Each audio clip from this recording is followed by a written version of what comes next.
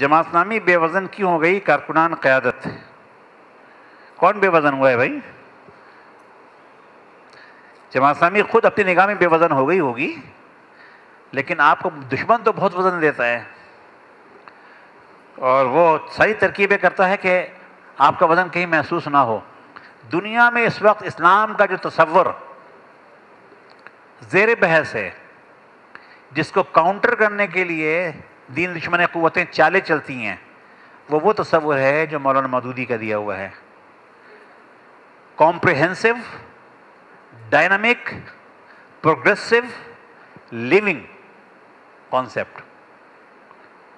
Dynamic, comprehensive یعنی کہ بہت تحریکی یا حرکی، ہمہ پہلو ہمہ جہتی، اور ایک اور استعمال کرتا ہوں آرگینک، نامیاتی، جو گرو کرتا ہے درخت کی طرح، جس کے پتے نئے آ جاتے ہیں، جھڑ جاتے ہیں، پتے نئے آ جاتے ہیں. اور آم کا درخت تو آم ہی رہتا ہے، وہ نیم نہیں بن جاتا، لیکن پتے نئے آتے ہیں، پرانے پتے نہیں ٹاکے جاتے. تو اسلام کا یہ تصور ہے، ہر کی تصور، تحریکی تصور، اسی کی مخالفت ہو رہی ہے نا. ورنہ صوفی اسلام کے لیے تو بڑا پیسہ خرچ ہو رہا ہے. صوفی اسلام کے لیے بڑا پیسہ خرچ ہو رہا ہے. آپ صوفی بن جائیے، بڑا پیسہ ملے گا. آپ 2 رکعت کی امامت پہ قانع ہو جائیے، بڑا سکون ملے گا. آپ مسجدوں اور مدرسوں تک محدود رہ جائیے، بڑا فنڈ ملے گا آپ کو. لیکن جس دن آپ نے کہا کہ دنیا پہ ابلیس کی حکمرانی نہیں ہونی چاہیے، شیطان کی حکمرانی نہیں چاہیے، رحمان کی حکمرانی ہوگی، بس وہیں سے آگ لگ جاتی ہے.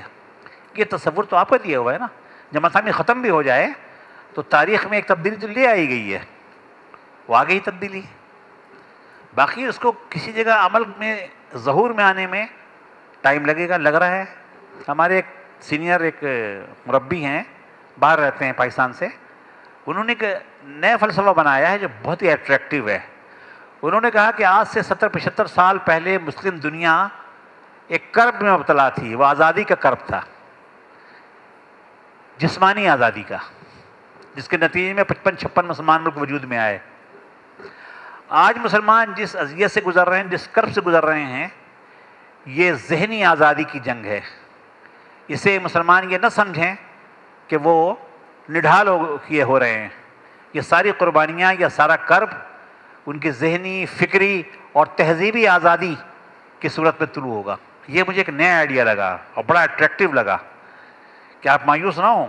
اس سب کے نتیجے میں بالآخر یہ ہوگا، ممکن ہے کہ میری زندگی میں نہ ہو، میرے بعد والوں کی زندگی میں ہو، لیکن ہو کے رہے گا کہ مسلمان ذہنی، فکری اور تہذیبی طور پر مغرب کے دباؤ سے، چنگل سے، غلامی سے نکلیں گے، آزاد ہوں گے.